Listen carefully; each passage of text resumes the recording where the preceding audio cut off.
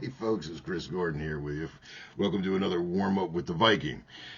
This one was not ever originally a warm-up. This was part of a feature solo I used to do live some years back, and I think it was affectionately called Pedal Tone Pandamonium or something silly like that.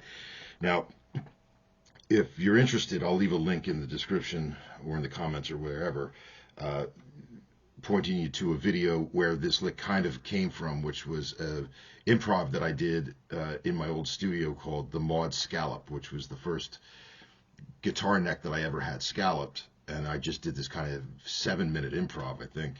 And that's where the lick kind of happened. It kind of was born there. So if you want to see it in context with a bunch of other silliness, head on over there and check it out. But what I'm going to be talking about today is just the ascending version.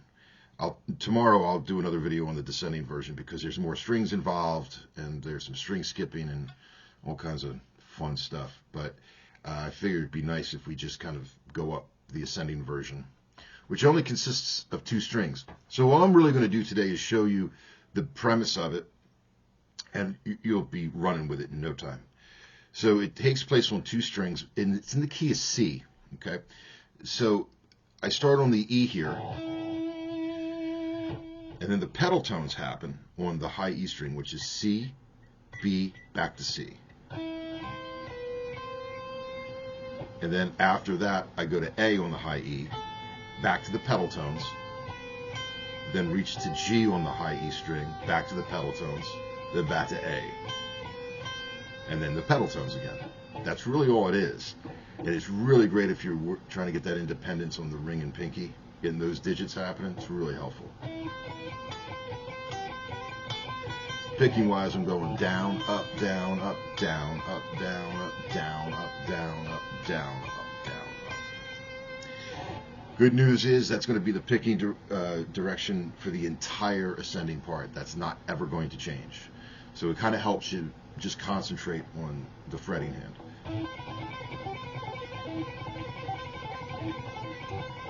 So it's a 16th note feel.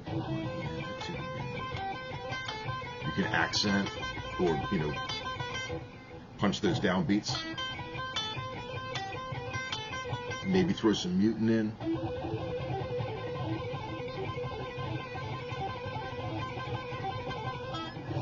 And all I'm going to do from there is I'm going to ascend it diatonically. And all that means is that each starting point is going to start off the next note in the scale. And all of the other mayhem that's happening on the first string is going to follow suit. So it looks like this.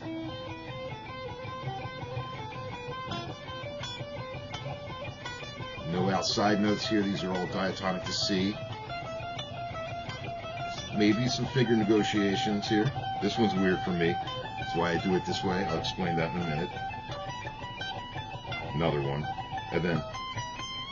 And that's where I'm going to end it there because that's the beginning of the turnaround, which I'll talk about tomorrow. But let's take a look at this real quick. I wanted to address this part because even I'm aware of how inefficient what I'm doing there is, but it just became a habit.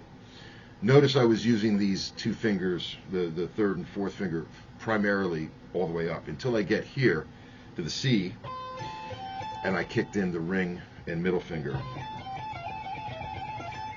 That's much more efficient. So you don't do it the way I'm doing it. I don't really know why I got into this habit. Probably because I was doing it live, and you run around the stage dodging beer cans and tomatoes. I figured I had a better grip on the guitar. I don't really have a legitimate answer for that. But anyway, I'll do it one more time for you.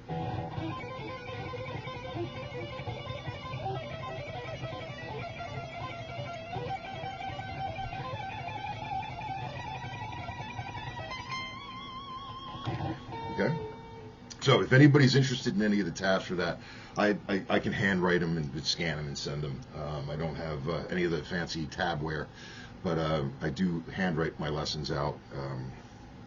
And my writing's not too bad. So if you want to hit me up for that, I'm happy to send over some of that stuff. And PM me if you're interested in private lessons online. So you're anywhere in the world, we can hang and jam. Anyway, so tune in tomorrow for the second half of that, which is going to be even more insane. And happy picking. Cheers, everyone. Talk to you all soon.